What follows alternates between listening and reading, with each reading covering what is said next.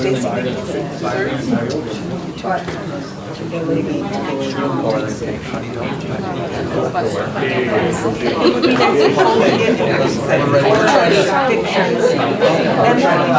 I haven't even had a phone. She can share with you. Oh, yes.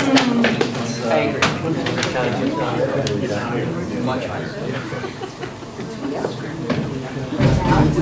Oh, like before we go. Yeah, whatever's not before we go. What? At that? I need more from him.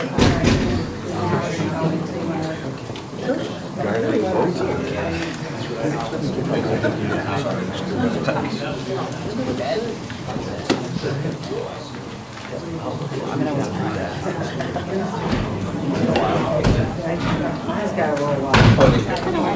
Because he's, I think, 53 or he's at 63.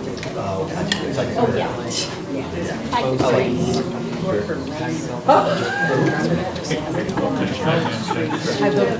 Although I just really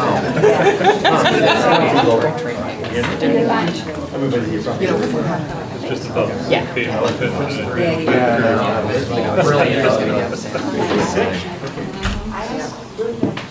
All right, we're going to go ahead and continue on with our board meeting. So that was a lovely little reception, and it's great having all those people here. So appreciate everybody coming out for that. And moving on, we welcome Kathy Blackman as our budget workshop, and we're going to turn it on over to Mr. Van Fossen. All right, thank you, and welcome everybody.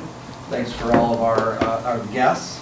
It's a little sad tonight. This is the last budget workshop that Kathy will be presenting to the Maine-Endwell Central School District. As I believe she's got other plans effective July 1st, so. No, September 3rd. September, okay. All right. So Kathy, on behalf of Maine-Endwell, you've done a lot of work with us. Just want to say congratulations. Thank and you. Appreciate it. Well, thank you. Some of you are new to me, so I head the Central Business Office. We have all 15 school districts, and I usually kick off your budget season by providing a long-range plan, and you know, this is a good news night. So you know, I have been working with the district, as the superintendent said, for about 11 years, and we've had some cycles of ups and downs, and so I'm happy to be here with this presentation tonight. So I think this is a slide you added. I added that one. So Okay. so Kathy and I go back and forth. And before we get too deep in, I do want to just welcome. So we have 6 area administrators who are part of the Superintendent's Development Program. So I'm fortunate to be a faculty member. And this year we have 6 outstanding administrators from around the area that are part of this cohort. So they make up the Southern Tier team. I'd like to welcome Andrew Blaine from Vestal. Andy is the Director of Instruction. Kevin Rickman, Binghamton City School District High School Principal. Thank you, Kevin. Velvet Tanner, Binghamton City School District Director of Special Services. Hal Peterson, Deposit Central School District Middle School Principal. January Pratt, Green Central School District Elementary Principal and Director of Athletics. Yeah, literally. I know, that's impressive. And then not a stranger to Maine-Endwell, you probably recognize Barbara Tasber, Windsor Central School District Director of Learning and Continuous Improvement. So welcome back, and welcome to all of you. They're going to be going through our budget development process. So they're going to be here for our next 3 meetings to learn how the process goes. So I just wanted to welcome them, thank them for coming, and thank all of you for allowing them to be part of our process. Kathy, thank you so much.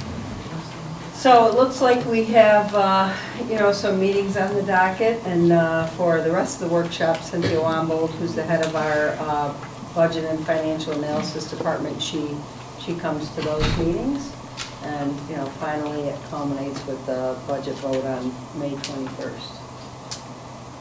So tonight I'm going to go over 23-24 projected operating performance, and then the long-range plan. And as part of the operating performance, we also look at fund balance, which is a requirement that we look at on an annual basis. So we do a projection. We meet with the district on a monthly basis, and after state aid comes in for this school year, because we really don't get the numbers until December. So even though the school year starts in January, we establish state aid prior to the adoption of the vote in April every year. We don't actually get the numbers until December, and so we always provide this long-range plan based on those projected revenues. So we're projecting revenues to exceed expenditures, which is creating an operating surplus of about $6.2 million. And, this district has experienced a significant increase in foundation aid. We'll see that as we move on. And I'll go over the other contributing factors for this performance. So additional interest earnings. We have aggressively invested the district's, both your idle operating cash and also your reserves. And that's translated into about $650,000 of interest earnings this year. Some of which are usable in the budget and some are not because they're directly associated with reserves. But right now, interest rates are about 5.25. You probably all saw the feds have decided to keep it where it's at, which is good news from an investment standpoint, not as good news from a borrowing standpoint. So, but we've been able to yield some really great additional revenue this year. We also had additional state aid of about $1.5 million in a lot of different categories. There's expense-driven aid, transportation, excess cost aid, and BOCES aid, which were the primary areas. And so when we establish the budget each year, we anticipate what we're going to spend in, for example, 23-24. We budget that in 24-25. And our expenditures came in a little bit higher at the end of last year, which generated more aid in this year. Then you had a one-time service, shared services grant that you yielded about $400,000, which was related to your health insurance partnering with other organizations. So that was additional revenue unanticipated. Then on the expenditure side, we have savings from salaries and benefits, partially related to the federal stimulus grants. So we transferred, somewhere around, over $1 million into the grants, and we have health insurance savings of, a considerable amount as well. And so we're seeing this across the region, that we were able to generate some operating surpluses both last year and this year, directly related to that influx of dollars from the federal stimulus grants. So when we move into fund balance, you'll see, if you guide your eyes down to the lower right-hand corner, the increase in the operating surplus also translates into an increase in fund balance, so it directly goes into your savings. On the left-hand side, there are 4 or 5 categories of fund balance. Non-spendable fund balance, you're required to keep a minimum deposit related to your health insurance. That has fluctuated over time, and this is what we're anticipating is going to be in that non-spendable category at the end of the year. It was $356 last year, and we're anticipating it to be just under $200,000. Restricted fund balance, which we're going to go over on the next slide, that is all of the different reserves that you have, and I'll go over those as we review that on the next slide. But that's where a majority of what we're going to see in the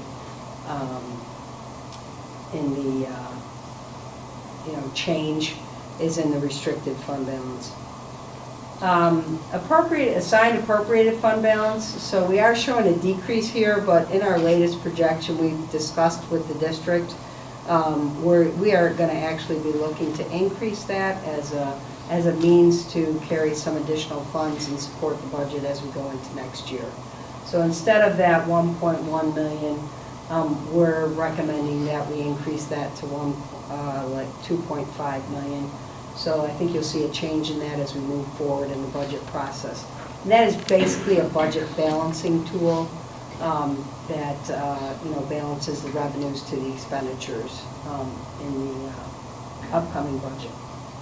Assigned encumbrances, those are carryover encumbrances, so they're basically open purchase orders at the end of last year that carry over into this year, because once we issue a purchase order, that's a commitment to purchase.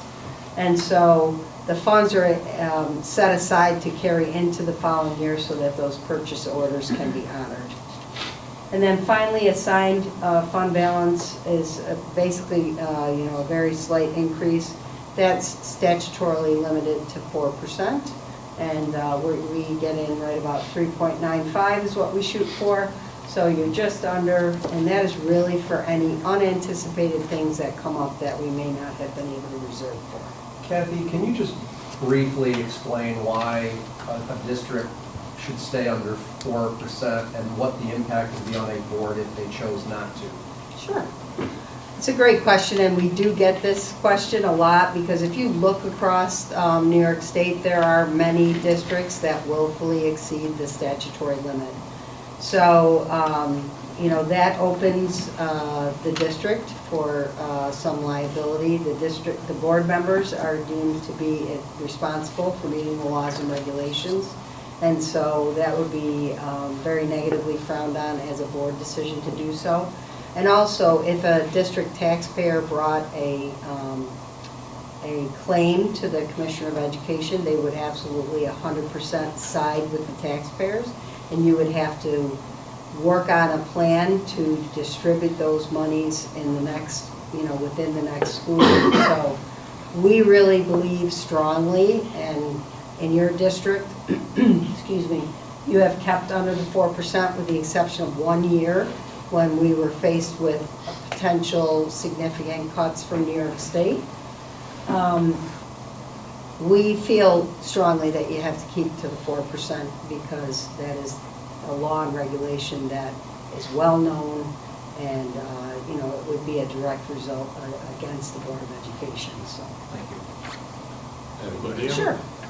The third one down, you said you were going to increase it to 2.5 million. Yes. Is that getting transferred from the restricted fund? How are you going to appropriate it to that? Yes. So if we look, great question. If we look at the next slide, we have potential funding of the reserves. That amount would decrease by the change, which is about 900. Okay. And this is still an early projection, so we anticipate that $5.9 million of potential funding of reserves, additional one-time purchases, you can call it whatever you may. It's January, we still have a lot of room between now and the end of the year, so that number will definitely fluctuate. To go over the specifics of your reserves, you have a retirement contribution reserve. We have about 5 years of funding in that reserve, which is what the CBO has recommended, so that you have a long-term strategy if you have to, use reserves, which your district has had to do in the past. And so any of the projected changes on the far right-hand side are interest earnings directly related to that reserve. And that's used for non-instructional retirement. Retirement contribution sub-reserve is for TRS. It's limited to 10% of the prior year's certified salaries, so both administrators and teachers. You're fully funded at this point at the $1.5 million. You have a small amount in workers' compensation. Since you changed carriers somewhat recently, you were allowed to reserve for the tail claims, which are claims that occur, over time from the old carrier, and that's about $50,000. Unemployment insurance reserve. During COVID, there were a lot of unemployment claims, and all of the districts experienced that, and yours was no different.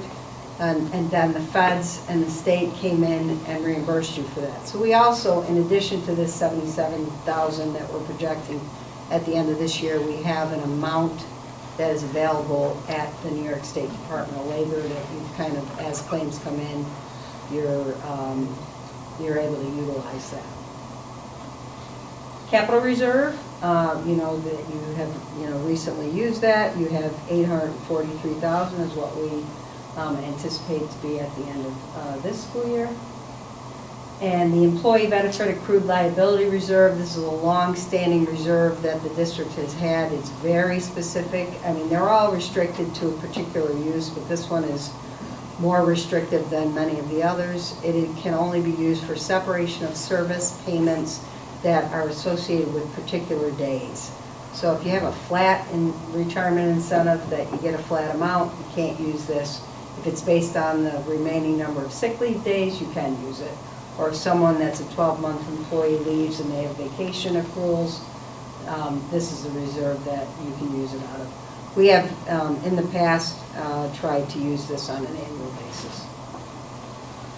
Repair reserve, this was recently set up.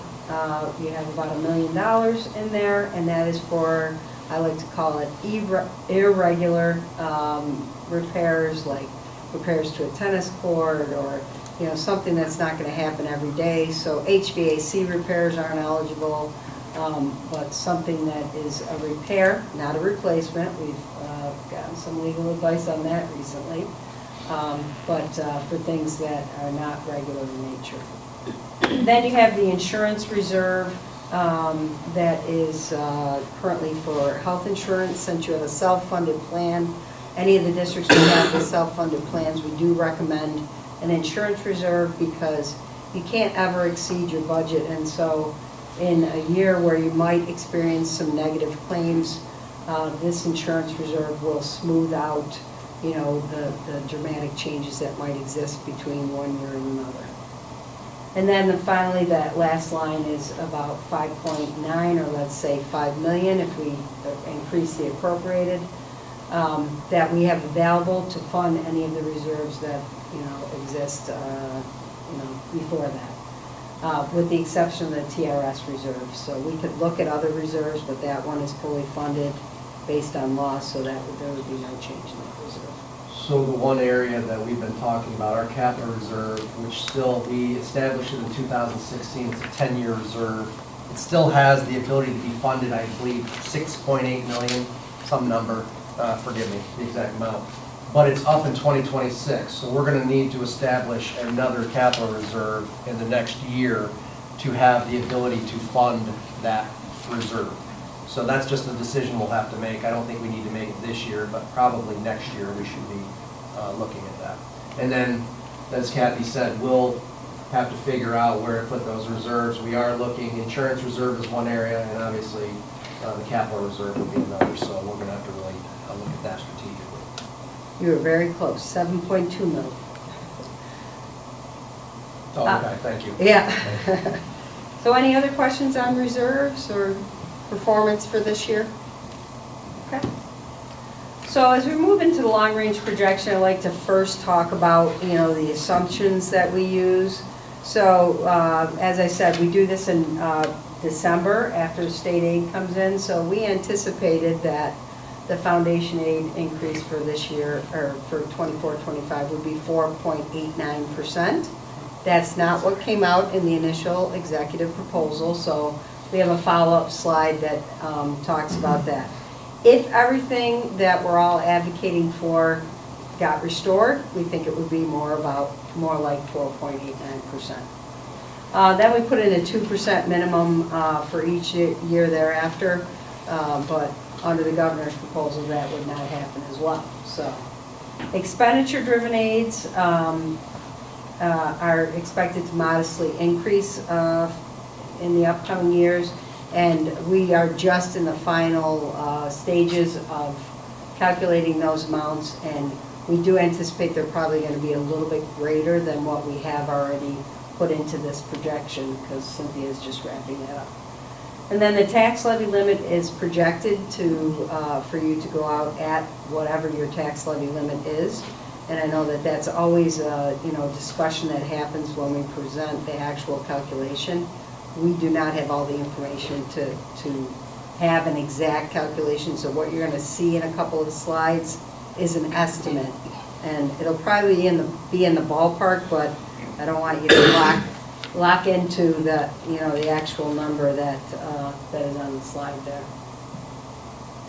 Then on the expenditure side, we have salaries based on projected salary costs, including the return of positions. to the general fund from the federal stimulus funds. So that means that, you know, all the positions that the district is interested in continuing are able to be continued under this plan. Your modified health insurance rate is projected at about 7%, which is a medical trend. It absolutely is going to be either higher or lower than that across time, but that's pretty much, if you took all the highs and lows, that's where medical insurance usually lands. TRS actually is going to increase just for 24-25. It's actually in addition to the tax levy limit calculation this year. Anytime it goes, the increase is greater than 2%, you're able to levy taxes for that amount in excess of 2%. So we are anticipating a TRS increase for 24-25, and then we're holding ERS and TRS constant after that. And then finally, the remaining costs, we add percentages to, some of the main cost drivers in the budget. BOCES costs, utilities, that kind of thing. Those are projected to modestly increase. We're all still experiencing inflationary trends, so we've tried to accommodate that in our projections. So lots of numbers on the slide, so I'll walk you through this. So in 23-24, we went out at a tax levy percentage of 0. The foundation aid increase was 21.25%.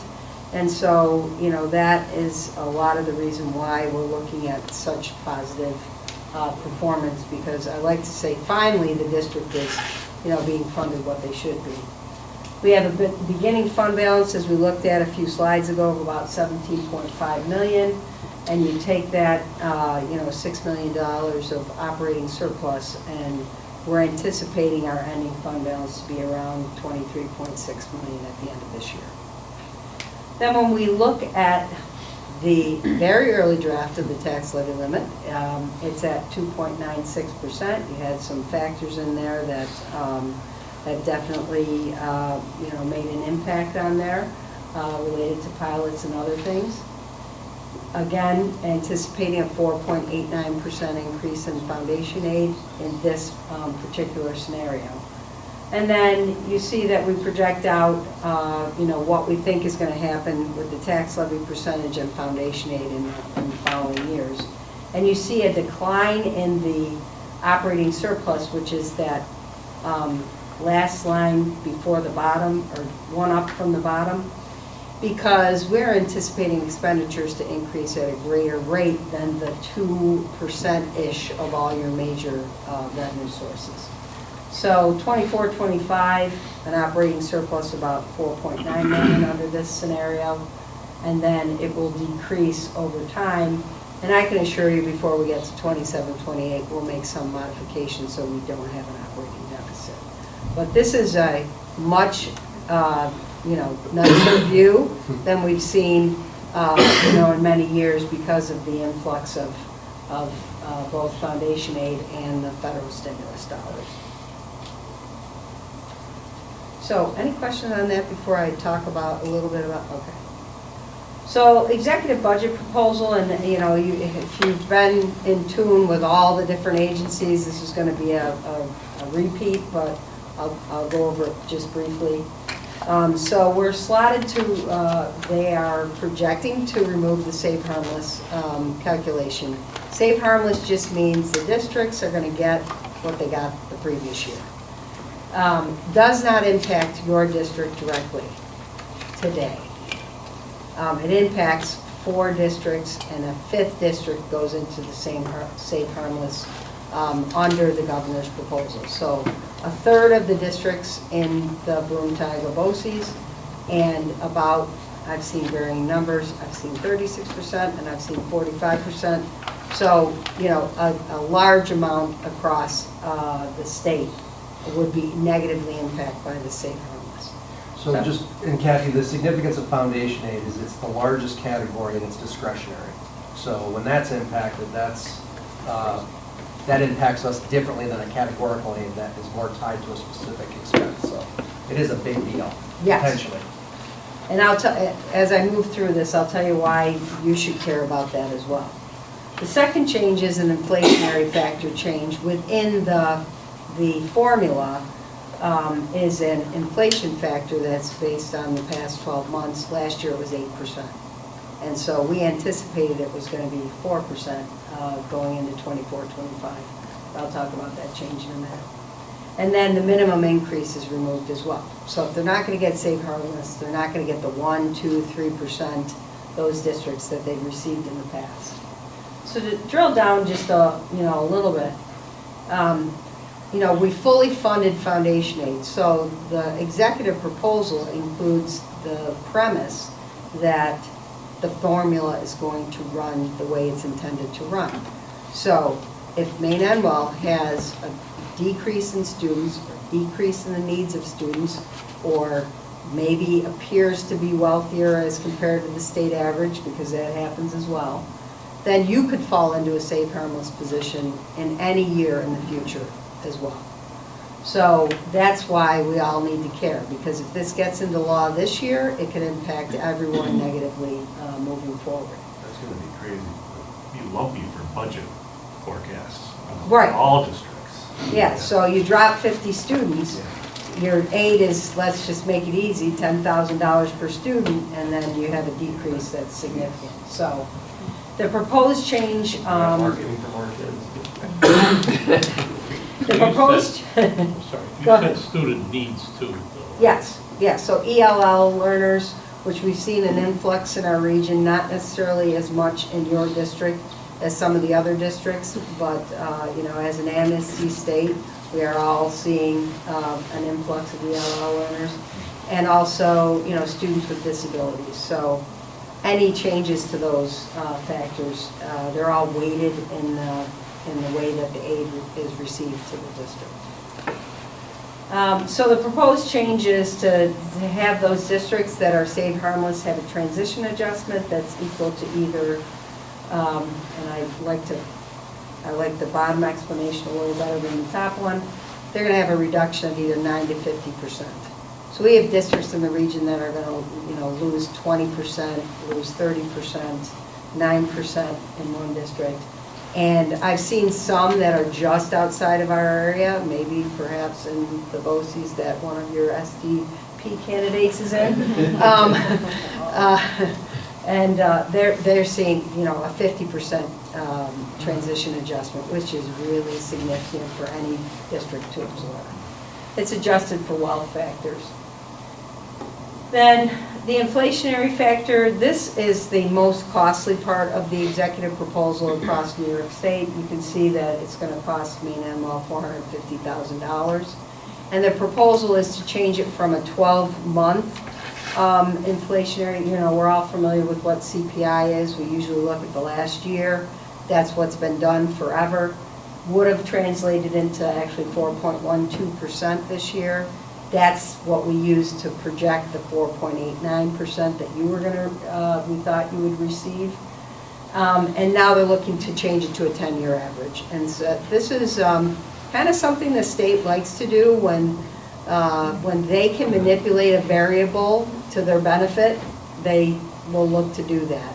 So by changing it to a 10-year average, dropping the top and the bottom, so dropping the 8% from last year, and probably dropping a 0 from many years ago, it's at a 2.4%. And for Maine-Endwell, it costs $450,000. Just in the Broome-Tiger-BOCES region, it's $4.9 million. So significant change to a factor within the formula. Yeah, that's their way of slowing the growth of foundation aid, because they've already fully funded, inflation hit, perfect storm. Now they're trying to slow down how that compounds over future years. It's, it makes sense from the state standpoint, but it's going to hurt districts that we don't control inflation. So now there's a mechanism to smooth out inflation when it is an issue and we should be getting more. And So it's interesting. it could backfire on the state, but who's to say they wouldn't make a change when, if inflation ever gets back down to 0, they're paying 2.4, then they might want to change it back. So 10 years, 1 to 10 years. Is a pretty that's a big big change. Yeah, I absolutely. mean, 3 years, okay, 10 years. So I know that's a topic of meniscus ASBO, every NISBA, they're all over that. Then finally, the removal of the safe, harmless, or minimum increase associated with that.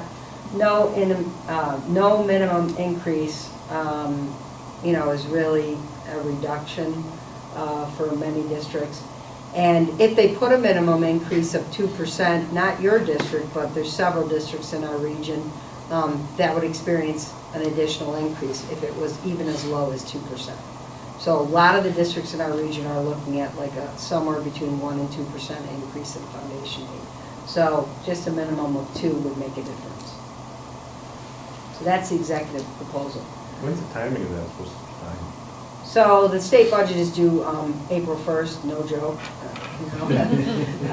So last year it was late by a little bit, but the governor, since it was a new governor, she was able to present her executive budget proposal a little bit later. So we're real hopeful that it'll be an on-time budget, but we definitely have all the tools and the calculations if it's not an on-time budget and what we would recommend that you went forward with, which would be this scenario. So instead of the 4.89, really the only thing that was changed in here was we anticipate your increase to be 3.17, which is about a $500,000 difference in 24-25, and roughly the same going into the outer years as well. So still looking good even with the governor's proposal, but for the future, the changes that are proposed would be harmful to your district. So on the prior one, okay, overfunded, how did they define that? We overfunded? Pardon me? On the prior removal of minimum increase, Oh, how did they define overfunded? So anyone that is on a safe harmless is overfunded, except for we have the one district, like I said, that Okay. if the inflationary factor is 4.1, then they're not overfunded. But if the inflationary factor is 2.4, they're overfunded and they're seeing an increase. So overfunded is anyone that's in that opposite situation. Just because I've been around a long time, I can tell you that safe harmless has existed since the 1960s. And we had something called the transition adjustment when I first started in school business in the late 80s, early 90s, and even into the mid 90s, where they gave to some districts and took away from others. So it's not a foreign concept to state aid, but the way that it's being implemented is definitely significant for the districts that are impacted. Any other questions? Okay, thanks. Thanks, Kathy. Yeah.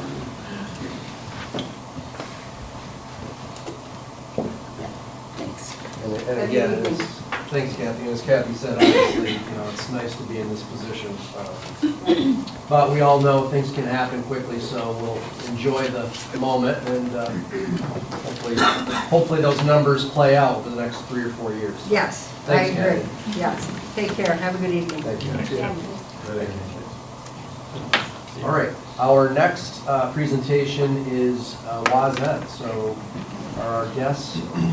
Well, do we want to do our high school recognition? Or we did that. Mark had agreed to, because they're coming from.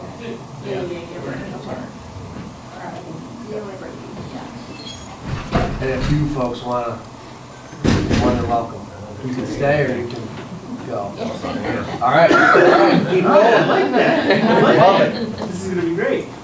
Are we on? You are on. Welcome. Okay. Where would you like us? You can sit right here. Okay. And I'll give you a Center. clicker and Awesome. welcome. Jeff, go back. Jason Van Plus, nice to meet you. Nice to meet you. Yeah. I promise I'll keep it to about an hour and a half. So yeah, then we'll for 2.